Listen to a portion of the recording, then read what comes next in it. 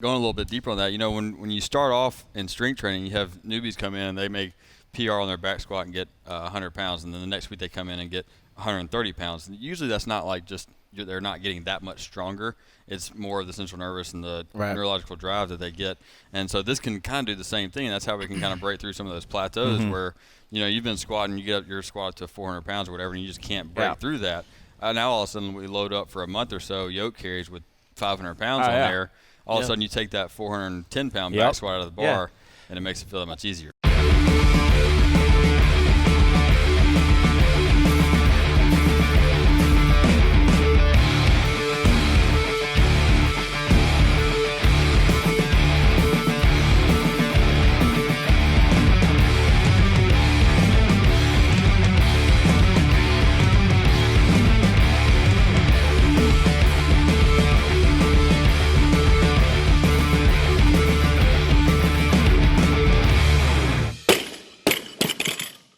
After the episode, head over to iTunes or the Apple Podcast app if you have an iPhone, or the Stitcher app if you have an Android device. Go ahead and subscribe and leave us a 5-star review. We really appreciate that. Enjoy. Head over to ShruggedStrengthTest.com and take our free 3-day strength test. We'll send you 3 days of testing that takes about half an hour to about an hour each day. Each day you'll get exercises that we're going to walk you through, showing you step by step what to do. Once you finish the test, submit your results, and then we'll send you a bunch of feedback showing you where we think you could be stronger and then how to fix certain weaknesses that you might have found. Head over to ShruggedStrengthTest.com to get started.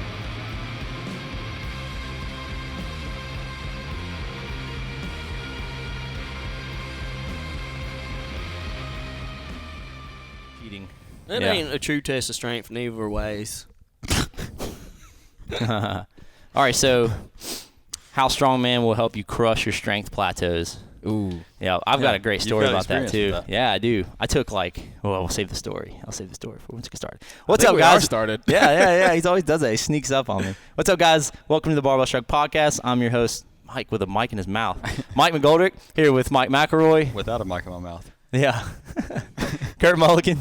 Hey. Faster this time. Good job. Yeah, and Alex Macklin. What's up? All right, guys. So today, very exciting topic. I'm going to talk a little bit about strongman training, how you can use it in your training to help bust through strength plateaus. Not necessarily strongman the sport, but more about strongman exercises and lifts so that you can implement in your strength program. Yeah, and I guess we can talk a little bit about functional fitness. I think the title, functional strength. Yeah, the title of this almost was like Strongman, the real functional fitness. Yeah. And it's like, oh, it's so debatable. Because what does that even mean? Like, what does functional fitness even mean? I mean, if you think about it, if you ever watched any strongman, because I've seen some strongman stuff. You're carrying farmers carries and yokes and all this other stuff, and they're moving a large load across a large distance over time. And they're all awkwardly shaped objects. They're not something like a barbell, which is designed to be lifted.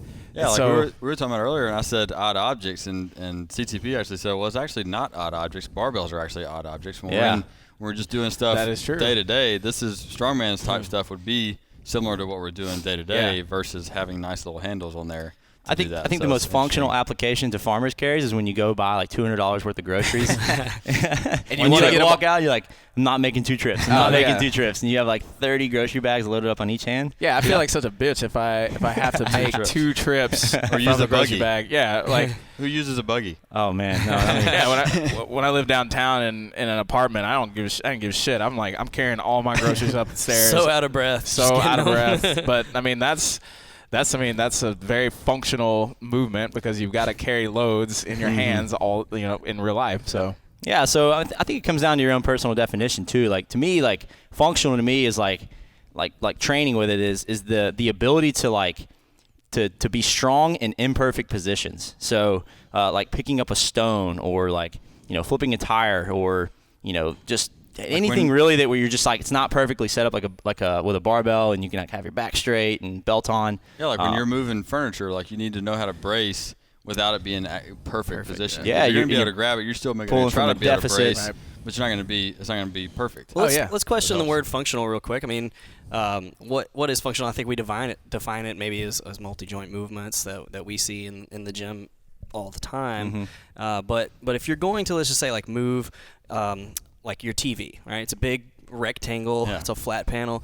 You can't do this like you said, this perfect barbell type setup where you have that whole kind of like when you go on the first date, like you pull your dick back kind of hug. Like you can't get that on your TV. You're gonna have to get it close to your center of mass, and like get it close to you. So that's functionally moving real objects from real life. Yeah, and you got to do it safely too, without blowing your back out. Exactly. I mean, a lot of people doing simple activities around the house can, you get hurt. That's how most would get hurt. Picking up a piece of paper or picking up whatever. Yeah. Digging for Tupperware. So maybe go ahead. No, yeah, I was gonna ask, like, so where do you start then? Like, we're saying, like, all right, so you would want to use these kind of, these different lifts or like strongman movements to make you better at like real life, everyday things.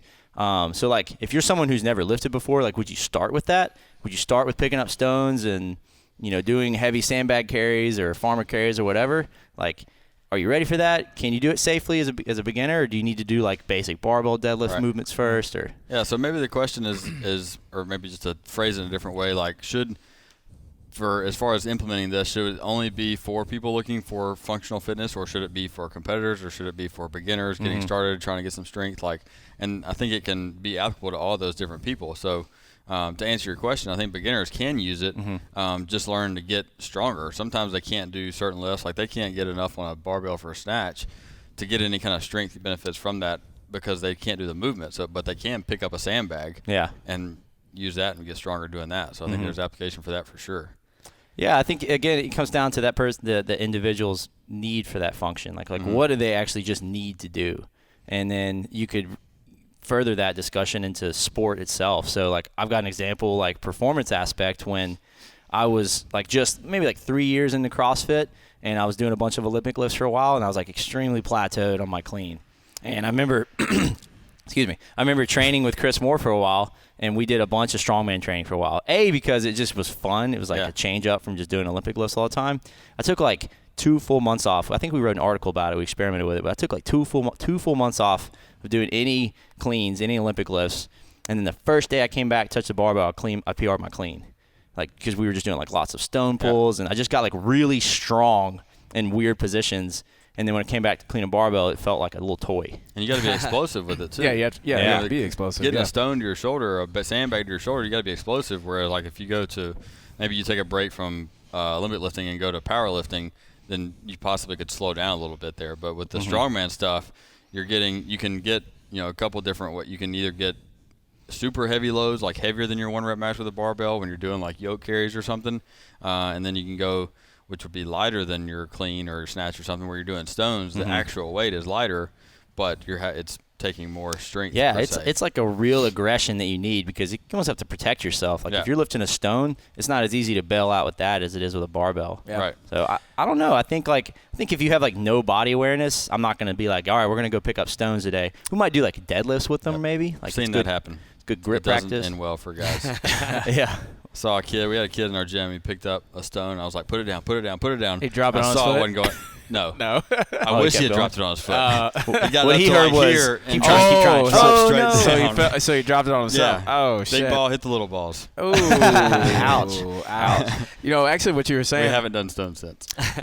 What you were saying is you didn't do any Olympic lifts for a long time, or like a couple of months, and then you were just only doing strongman type stuff. And I mean, what that is that's, you probably hit a plateau, when you're in your Olympic lifts, because you're doing the same movement. You're not challenging yourself. You're not learning how to be aggressive, how to develop more power. So when you do something different, it forces your body outside of that comfort zone. And so you have to, maybe you're utilizing strength or power that you never utilized before because you just didn't have to with a barbell. Yeah, it's just variance, I think it's like when people talk about wrestlers or fighters and how they try to emulate their conditioning in the gym, but it's just so hard. It's the same kind of deal. Like you can do conditioning and stuff with a barbell, but strongman type stuff has been compared to like wrestling a bear. Like you're just fighting against, you're fighting against everything. Like everything is going against you, and you're trying to stay afloat. Basically. I mean, I've tried to load some stones, and it is not easy to do, and it will wear you out too. That's also strongman. If you think about CrossFit, strongman is pretty much heavy ass CrossFit. Because, I mean, think about it. You're loading stones repeatedly. Yeah. not just one time. You're doing heavy carries, yoke walks. Like I did overhead yoke walks the other day with not a whole bunch of weight, like just a frame for about 40 meters, and I was worn out. Yeah. Like it was literally yeah. it's hard. Yeah. Yeah, I did a comp once a couple of years ago, and I was exhausted by the end of it. It was like some of the basic ones. It was like axle. It was log clean and press for reps, farmer carry, and then we did like the ending was like a stone over the bar or whatever. Like it's not platforming, but where you like throw it over for reps and keep throwing it back to you. And I remember like it was like a minute max reps you could do. In the weight class I was in, the stone wasn't very challenging, and I remember doing like 12 in like a minute. And I remember by the end of it, I was like, what was the weight of the stone? I don't know, maybe like 200 pounds. It was a big ass stone, probably. No, it wasn't that big, like because they did it based on who had signed Just up. FYI, if you've never done stones, go try to pick up a 200-pound Okay, stone. so he said 200 He pound said stone. not very heavy, but that's heavy. So we'll put it in perspective. Like I've clean and jerked double body weight before. It's around 300 pounds, and what was the stone you have? Like 169 pounds or something like that. The stone The one at my house? Yeah. Yeah, it's 180. The one in the backyard. Yeah, completely owned me. I couldn't pick it up to my shoulder. 200 pounds like, is heavy for a stone. Yeah. I don't care what you say. That's what I love about strongman. It's a different type of strong. That's like, exciting. Yeah, as we've said in the beginning, like functional. Like to me, it's like you get done doing these movements and you feel like a man. Yeah, Like even if you're a girl. Like it beats you. Got like you feel like you got can scars on you, and I yeah. have some of my favorite equipment in the backyard. I have like a climbing wall, a huge ass tire, and like a 180-pound stone, and like just doing like an AMRAP with that, like just going back and forth. Oh man, I get done. I'm like filthy. I'm bleeding, and I'm like, man, what a workout. It's just played. Yeah, I just played. And it's like it's just getting out of the gym and playing with that stuff is just there's something special about that. But not everybody has access to things like stones and yokes and things like that. So like what can a person that doesn't have those tools? What'd you say? Isometric tree push. Yeah, we're gonna do a technique on an isometric tree push. Oh really? Yeah, you just lean against tree and you push. Yeah. Volume or intensity overload. No, so I think it comes with being creative, and like we're using stones and like yokes as like a common example, and we'll go more into just a deeper discussion on like different movements you can do, but just talk about being creative. Like it could be anything that is like outside of the gym, like carrying a sandbag, like you can make anything for really cheap. Like you can make sandbags for cheap. Yeah, like I go up to my father's cabin sometimes, and like I'll always look for things to train with around there, and he's got like a bunch of logs, and I'll do like squats with it, or like throw it on one side, and what's the squat called you were doing the other day? I can't remember, but waiter squats. Yeah, waiter squats, like load with one side, just like really odd object stuff. What did you load up with for that? I don't remember. I think it was maybe 70 pounds. No, I mean, like, what'd you have? Like a kettle? I used a dumbbell. Dumbbell. Yeah, so I used a dumbbell. Well, he had a farmer handle. I had a farmer handle, but the farmer handle that's a different story. It's a little awkward. But I mean, that is. If you want to load it up. I feel like we should hear that. No, it's so funny. I'm over there training. I'm doing like some lunges or something, and I look down the turf, and he's got like farmer handles on these big plates, and I was like, he's like squatting, and I was like, that looks badass. And all of a sudden, he goes, vroom. Yeah, the clips flew off. Well, yeah, and he just dumped the weight. They don't stick on. They don't stick on there, but that's just more of a balance thing. I think with strongman stuff, one of the benefits that we didn't really talk about was the symmetry aspect, like building symmetry, building balance, like strength balance. Actually, the training I'm doing right now, Zach Greenwald, he does a strength ratio. I'm doing a lot of strongman stuff, a lot of yoke walks, carries, a lot of single arm, single leg stuff, because in real life, it's very few things are bilateral, right? Right. Like it's unilateral. Yep. It's one leg, one arm, things like that. So if you don't, in weightlifting, my issue is that everything is bilateral. Right. So now I'm super weak when it comes to one side, and that's where you have imbalances, and that opens you up for injury, which is what my problem is right now. Yeah, and, that's following the principle that if you have like an imbalance on one side, you don't fix that imbalance by doing bilateral stuff. No. Right? You need to like train that weaker side individually. Right. So we're talking about being creative with stuff. So essentially, kind of like your example, like strongman doesn't necessarily have to be these kind of weird tools that we may not have in the gym, but maybe just changing up the movement a little bit. Right. Where you have a dumbbell or a kettlebell and just put it on one side instead of in front. Right. Throws everything off and makes it feel like a strongman type movement. Yeah. So I do like a lot of like the handles, like use the handles, and that it makes you have to be a lot more stable, Right. which challenges. It's hard, so I use dumbbells sometimes. Yeah. But I'm just thinking like strongman. If you want to get strongman, you don't have the equipment. Just go watch Rocky IV. Oh yeah. When he's training in the Siberian tundra, and he's just sitting there. Greatest montage ever. He's sitting there like loading a giant ass wheelbarrow with stones and shit, and taking a sledgehammer, and it's I mean, super juiced out of his mind, but whatever. And if you can't make it to Siberia, go to someone's farm and just ask if you can move stuff around for him. But you're talking about Rocky IV type training. Yeah, Even like nice a- montage. And get a reference, by montage the way. film. Yeah. CTP will come and film a montage of you doing Rocky IV training. Yep. you So like- I want to bring up some of like again, we know what the movements are in strongman competitions, but I want to talk about like what each item is used for, like to get stronger itself. Like let's talk a little about the yoke first, and talk about like why you would want to use that and how it's going to make you stronger. So if you see people doing heavy yoke carries, like why are they doing that and how is that helpful? Okay, I'll go. Okay. Well, first, you can put a lot more weight on a yoke when you walk with it than you can really anything else. Like you could load up a barbell and do it too if you don't have a yoke. But we were talking about this earlier. It's a CNS overload, right? So you're what's the magic word? CNS, central nervous system, right? So you're really overloading it, putting more demand on it than you would with, say, just doing like a regular back squat. So that makes you stronger. Like you adapt to that pretty fast. Yeah. Like I said the other day, I was doing overhead yokes. And I like the yoke is good because you can carry it different types of ways. You can load it on the back, you can load it on the front, and you can load it overhead. So, and each way you do it is there's gonna be differences on how it feels. And Yeah, for sure. Yeah. So I mean, because you can probably load up a huge amount of weight on the back, and you can be pretty stable. But once you start going overhead, now that brings a whole you've got this side to side movement going on. You have all that you've got to balance, and that's what makes it really, really challenging. Yeah, Man. you threw out the CNS and the central nervous system, and going a little bit deeper on that, when you start off in strength training, you have newbies come in, they make PR on their back squat and get 100 pounds, and then the next week they come in and get 130 pounds. And usually that's not like just they're not getting that much stronger. It's more of the central nervous and the neurological drive that they get. And so this can kind of do the same thing, and that's how we can kind of break through some of those plateaus where you've been squatting, you get up your squat to 400 pounds or whatever, and you just can't break through that.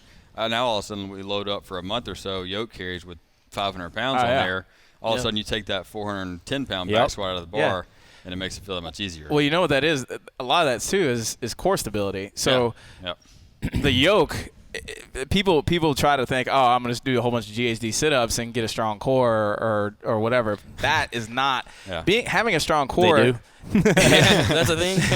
Having a strong core means you're being able to use your core Stabilize. to resist motion. So if you load up a heavy yoke, you're trying to resist, the going forward part. So you've got to keep the core has to work to keep your body upright. Even front rack carries. Right. So if you're worse. if you tend to cave at the bottom of a squat, and it may be because maybe your core is weak. If you fucking load up a heavy ass yoke and take it for a walk for a few weeks, then we'll see how that if turns you've over. ever that's the weirdest feeling when you have a whole lot of weight on the yoke and you try and walk with it. It's like baby steps the first time. You're like, We're gonna do that this afternoon. You pick it up and you're like, Yeah. I would like to throw this out there. I've never actually done yoke carries. Oh, really? We're gonna have to. Well, we have to fix this. you're gonna gain Yeah, 15 yeah. pounds a day. Yeah. So I've done like a lot of Or you're gonna farmers break, I carries don't and know. stuff like that, and I used to read Rob Orlando's blog back in the day, like when I was looking for some variance in my training, and we didn't have a yoke, so I would do what we just said, front rack carries. That's not because every gym doesn't have a yoke. I mean, I'd load up a ton of weight and walk. Yeah. Like 200 Man. pounds at least. At least. Yes. Man, I got a question about the yoke, but I want to bring up Rob Orlando too. That guy, I got to talk about him for a second. If you haven't yet, Rob Orlando is a CrossFit Games athlete. From OG. He's like an OG. He's one of the originals. You probably see. Oh, yeah, Rob he was Orlando, doing crazy stuff Like back King in the day. Kong? What is he that? did. He did. Yeah, he was doing King Kong, which He did is single arm Fran. Yeah, the one arm 95-pound dumbbell and pull-ups. But the funny thing about him and why I like this story is that like I remember, but even before I was in CrossFit, I was looking at strongman stuff, and I was going through YouTube one day and I saw this Rob Orlando guy, and he was doing like 350-pound axle cleans or 300-pound or something. And I remember like watching all his videos, and I was like, this dude's a beast. And then like a couple years later, I'm in CrossFit, and all of a sudden, Main Site puts out a video with him in it, and I was like, No, that can't be the same guy. He lost like 100 pounds or something, and he's doing Fran. And I was like, oh, he's gonna be so good because this guy's like, he's got like 500, 600 pound back squat, and he's doing Fran now. But anyways, he ends up going to CrossFit Games and killing it. It was pretty cool. Yeah. Funny how I'd like discovered him before like he'd even made it mainstream. It was fun. But back with the yoke, so we're talking about loading it and like being heavy, but like how heavy are we talking? Is it relative to body weight or? It doesn't have to be that heavy. Mm-hmm. Hey, I personally, you can make it heavy. It's going to give a different effect. It's in what you're going for. Like for me, I'm going for a lot of endurance, carrying endurance. So I'm gonna load it lighter, and then walk for it for a longer distance. Yeah. I think that's where CrossFitters can kind of go too. Yeah, exactly. I've used it with some of my competitors to get distracted with the marker. Why do we get the markers? They got one. They look really Oh, God. So yeah, with some of my competitors, I'll have them do it. Again, it's an easy way to tax the metabolic system, like you were talking about earlier, is hard, kind of like wrestling a bear, but it's not going to make you that sore. Like you're not having to do 150 wall balls where your leg's going to be all trashed the next day. If you do that, a carry or even a sled drag for 10 minutes, like you're going to get some good metabolic work without smoking the muscles. Right. So we talked it's a different way. enduring, but you mentioned the guy that is training you, Zach Greenwald. Yeah. So we talked or whatever. He said long-term goal, 1.65. Times your best back squat is what you should be able to carry for 10 meters with On a the yoke. yoke? Yeah, Jesus So if you got a Christ. 400 pound, That's what we're going to try later. that comes out to like 660. Yeah, Yeah. I've tried 600. I did that in the comp, and I made it like 12 feet. And I'm not trying 660. And I stopped because I didn't feel safe. I Yeah. felt like my bones bending. Were you doing the dolphin where you? Yeah, you start to do that. You start to like the dolphin coming out of You water. feel your pelvis moving back and forward underneath your shoulders. And that's So- weird. So don't try that at home. Yeah, so start light, get comfortable with it, build some control. We were going to try that, but I'm not trying it now. I don't know. Now. So we were gonna do a farmer's carry. We're gonna try that. And Another one of the things was that the farmer's carry. yeah, to your one deadlift. for every. It's on the shrug strength test. Yeah, on the shrug strength test, your max overhand grip deadlift. No hook grip. No hook grip, sadly. So if you got baby grip, sorry. Yeah. 1 rep max for farmer's carry, max distance. So Yeah. 50% of that in each hand. So yours was. That's a good test. Yeah. So if you can double overhand. If you can overhand grip deadlift without a hook grip, let's say 400 pounds, you're going to put 200 pounds in each hand and walk as far as you can with it. That's a grip test. See how?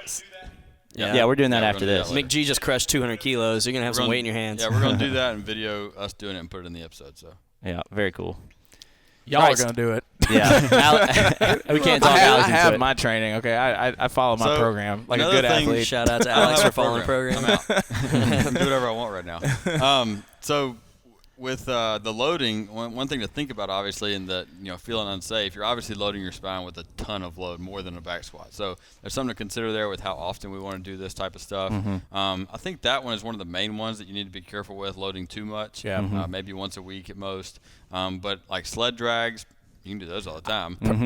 There's different things, but think of it just like any other training modal. Like just do it once a week or so. Yeah. I don't have any data, or I'm not an Right, expert yeah, in yeah. this, but I would say to get the most bang for your buck in terms of training with a yoke, I would say load it up to a medium weight Right. and walk a medium Distance. distance. Yeah. Yeah, Oh, and then yeah. do multiple sets of that. Yeah, I would definitely work on the volume of it first rather Right. than like loading with super high intensity because you Absolutely. just need to get comfortable with that, like Well, it's that a learning- shifting from weight, Yeah. like side to side balance It's- when you walk. It's a learning process. You'll get better as you learn how to move. Which also the yoke will teach you how to move with a heavy Yeah. load on your back. Let's talk about other things like stones. Like what are obviously like picking them up is functional because it's like weird and oblong, like getting it to your shoulder is tough. But like Did you what say is oblong? yeah, is that a word? It's spherical. Spherical, oblong. No, like stone. Like have you ever seen like hustleful natural stone? stones? Like a like okay. people picking up natural stones and doing Like a that. That's- parallelogram? Yeah. Have you Right. seen the Hustleful Stone? The hustle stone. That thing is brutal. Yeah. Trying to get that off the ground. that Oh the my one that's gosh. Yeah, It's like a it- big a diamond? coffin, maybe. Yeah, it looks like Yeah, a yeah. tomb or whatever it Yeah. is. It's this like weird diamond shape. Pick that thing up. We used to have one at Faction. That thing was brutal. yeah, we would actually. Some of us couldn't even get it off the ground. We'd have to put it on a box and then we would just pick it up and walk with it. And oh my gosh, it was exhausting. We would just like trade off doing laps. But yeah, weird stuff like that. So stones, like learning to brace and then pick something up, it's just like a really challenging deadlift. Mm-hmm. Picking up a bar is very easy because you can set. Learning to actually go lower in that deficit, you get really strong learning to pull lower like that. And a lot of people, I feel, think it's unsafe to pull to load a stone, to pick up a stone.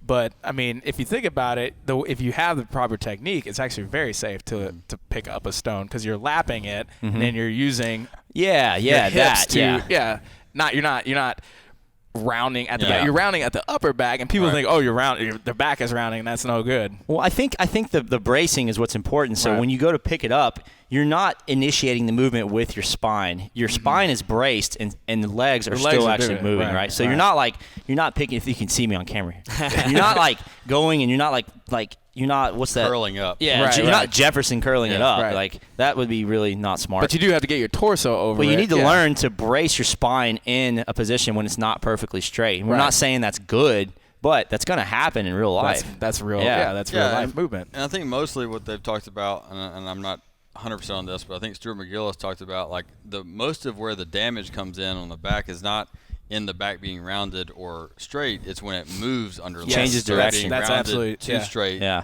That's when it's under load. Shearing forces. So if we brace in that flex position and stay in that flex position the whole way up, then it's a little bit safer. Yeah, that's actually what my physical therapist was telling me. Exactly what that is. It's the spine can be in this flex position, or it can be an extended position, but it's as long as it stays there. But if you move that quick motion from with the load on it, with a load, that's what actually causes injury or problems. And even further from that, so obviously if you want to get better at practicing that, I would just practice like lapping or just deadlifting a stone. And then once you're comfortable with that, once you lap it, then you can work on the actual hip extension, which is like really fun to work on because you have to be very powerful and explosive. If you've ever seen someone that's kind of inexperienced with a stone, they lap it pretty well, and then they go to like actually throw it on the shoulder, and it's like they don't know how to use the hips while this is still not in a perfectly straight position. Like they want to jump or something, but they just go, and it doesn't go anywhere. Could you practice?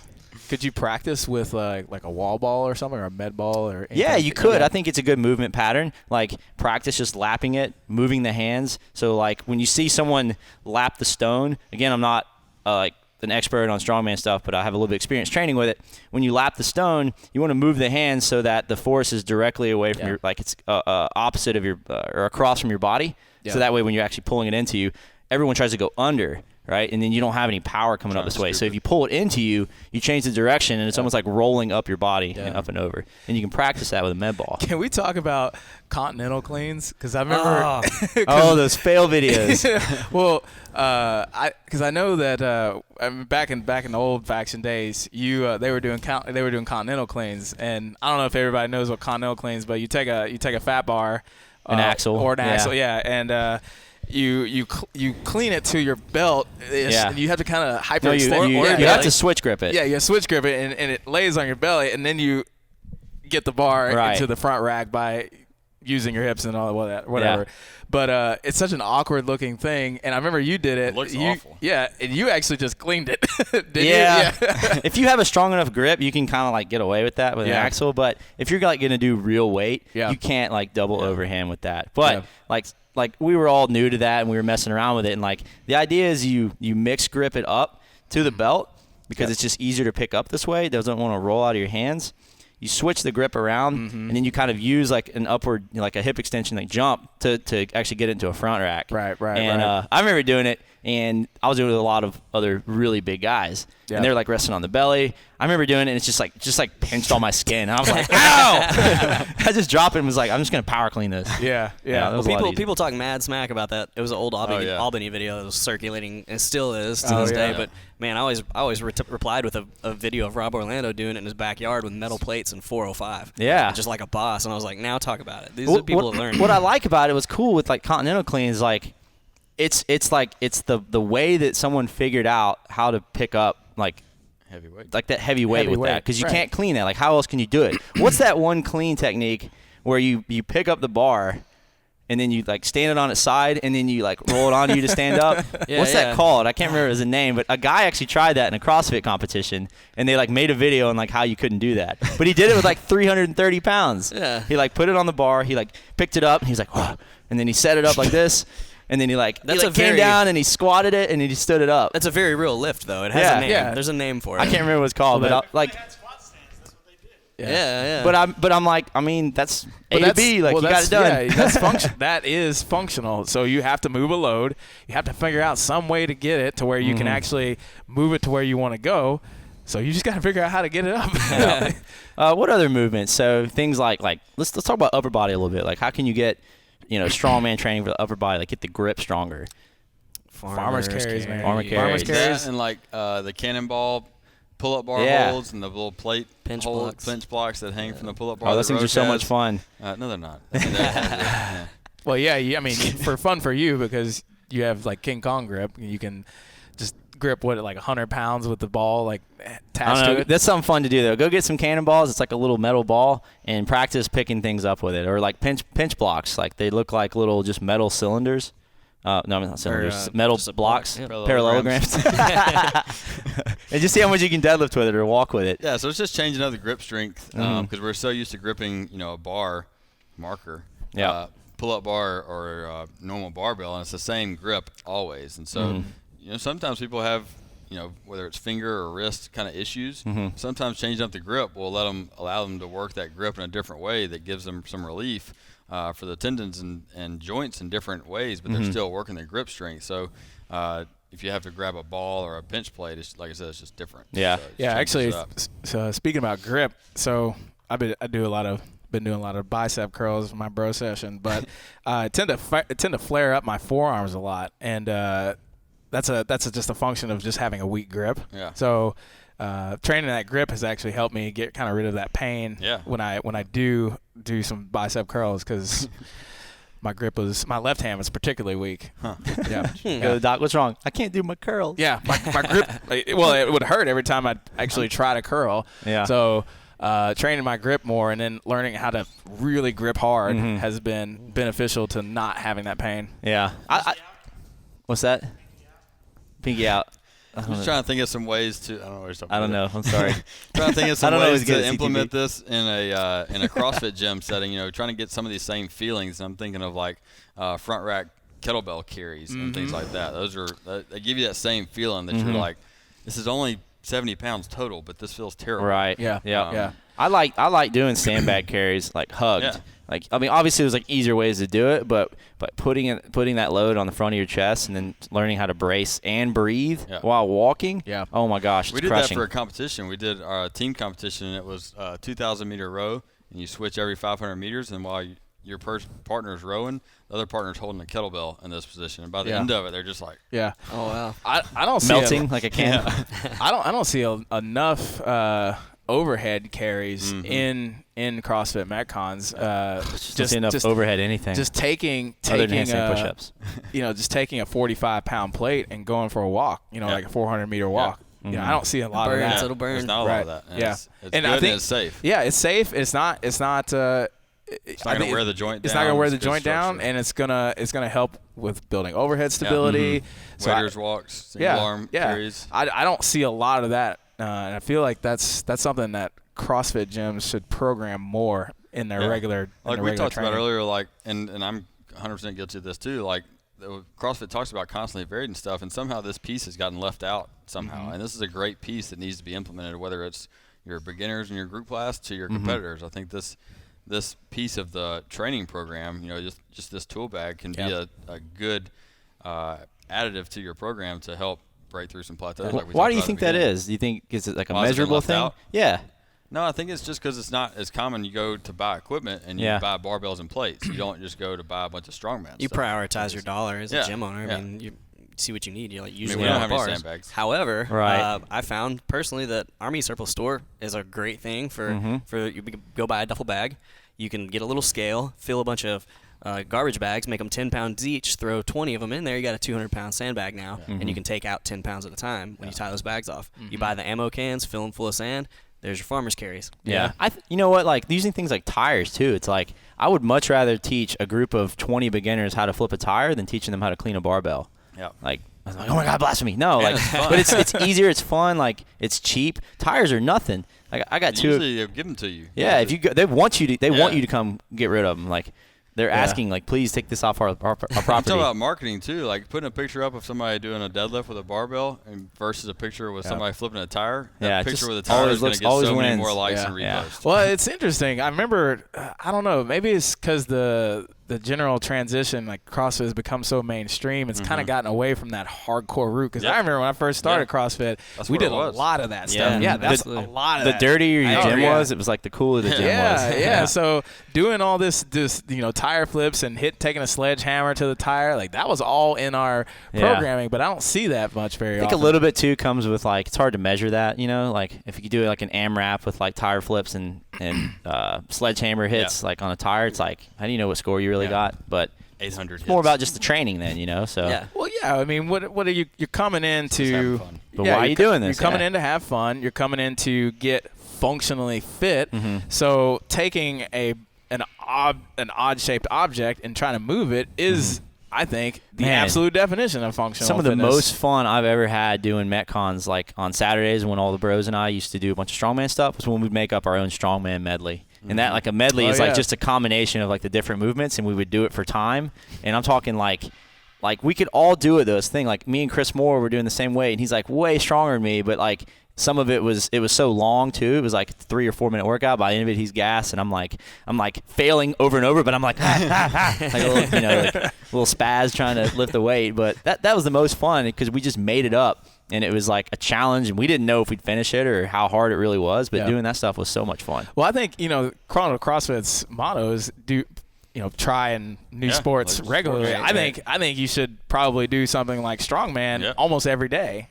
At least some kind of movement, like move some kind of odd-shaped object, do a heavy carry, do a yoke walk, do a sandbag carry, do something, one of those things every single day. And I think you'll get a lot of benefit out of it. Yep. Very cool. We talked a little bit about like how to start with what intensity you would want to do, and it's going to kind of depend on the movement. Like what is safe? Like if you need to practice the movement first before you start loading, like for example using the yoke. We talked a little bit about how often to start doing it. So if something like heavy yoke carries, you don't want to do it like every day. You don't want to overload that much, but like once a week is good. But when it comes, like you just said a second ago, like implementing new things all the time, like for sure you definitely could. So not the same as like overloading every day, but you can go lighter. It doesn't have to be just because it's strongman and you see Magnus whatever pulling a truck. You don't have to do it to that level of intensity. But I mean, there are some people that prescribe to just move slow a little bit every day. Move heavy, move moderate slowly every single day. Yeah, I'm gonna ask, very primal. What's your favorite? If you had to pick a strongman movement, what's your favorite one? Just the most fun to you. Think about y'all. I'd say definitely the back yoke. Just yoke walks. Yeah, just back yoke with the yoke walks. Yeah. Why? I don't know, man. Just that feeling of having just something really heavy, and you feel like fucking Atlas. You're just holding this big giant. It's thing. a lot of concentration. Yeah. And it'll wear you out for sure. And you feel it all down your legs. You feel it in your ass, like all down your legs, and you will be. If you're not used to it, you will be very, very sore after doing it. The whole body. body. Very cool. Kurt? I'd say most recently, me and my buddy, we did 400 meters with a 110-pound dumbbell, just carrying it and walking. I love. Oh, like in the front like that? Yeah. Oh, brutal. You couldn't like baby hold it or put it on your shoulder. And after we were done, we both looked so jacked for like an hour. My back was just spread out. He's like, "You look huge, bro." Did you intentionally hold it like this to get a bicep pump? Yeah, and when I switched off when it was his turn, and then I came back to it, I would do it the other way, so my arms were even. So I love farmer's carries a lot, but that was such a blast. That's pretty cool. That's creative. Yeah. Mike, what about you? I would say either tire flips, just because they're fun and you get dirty, like you said. But something we did in college all the time was push somebody's car. And that is fun. Makes you feel like a man. Yeah, I mean, you're pushing a car. We talk about simple stuff. You don't have equipment, man. Yeah. Pushing cars is a lot of fun. Yeah. We totally push it down the road, and then you push it back, and the same people drive by, and they're like, "Wait a minute, going that way." Just don't do it with a big car. populated place, Yeah. you know, or down a hill somewhere. Or like a baby in the car. And if you want to make it CrossFitty, we would like push the car and then jump into do box jumps on the back of your trailer bed. That's legit. You've skinned your shit on. That sounds Oh like man, doing box jumps in my truck bed once. Yeah. Ouch. Yeah. that sounds like some stuff you would do in Mississippi. That's a redneck that's business right. right there. I remember, and right before I did it too, I was doing box jumps in my truck bed, and right before I was doing it too, I was like, man, like We I were can't. jumping off gravel rocks. Yeah, we were like landing on gravel and jumping on the bed, doing like a fight gone bad or something like that. But I remember like thinking, man, like I can't believe how many people like slip and hit their shin on box. Like I've never done that. I've been doing this for 6 years. I've never done that. Literally the next rep, crushed my shin. I threw off everything I had. I ran across the field. I was just going, oh! It's one of those that hurts so bad it makes you mad. Yeah. And That you're was like, at our Auburn trip. Yeah, I had a picture on my old phone of the strip of shin bacon you left on Oh, your it was tailgate. disgusting. They had like hair sticking out of it. yeah, that was so bad. Yeah. Cool. What's yours? My favorite, I would say like not just stonework, but heavy platforming a stone, like something that is like monumental, like a 1 rep max, because when you actually do it, it's like the greatest feeling. It's like you unlock that next level of achievement. You couldn't believe it. And I remember like the best feeling was when I platformed the 400 back at the old faction. Oh yeah. And I remember because no one else at the gym had done it yet, and I don't know if it was because I'd like figured out how to like actually use technique or something, but like for my body weight, I was the only one that done it. Pick it up and then like putting it on. I just remember like running around the gym like, yeah. What were you what was you weighing at that time? Like how much did you Probably weigh? 190. And you were only 195. doing like CrossFit. I was a CrossFitter, And yeah. Didn't you just run a marathon or something? It was a like half that? marathon. Yeah. So that's the benefit. That didn't I guess, matter though. CrossFit I didn't training. run it hard. Interesting thing I just thought about in lifting stones, like in barbells, we have these nice little 2.5 pound plate that we can do small increments. Like with a stone, it's either Yeah. you do the 150 or you do the 200. Like, Yeah, you do the figure it 150 a out. bunch, and then you just try the 200 a whole lot of times Yeah. until you finally get it. That's awesome. That's why I like it, because it's like you Unlocked might achievement, be yeah. like, man, like I'll never get there, and then all of a sudden you're like, whoa, I can't believe I just did that. It's a 50 pound PR.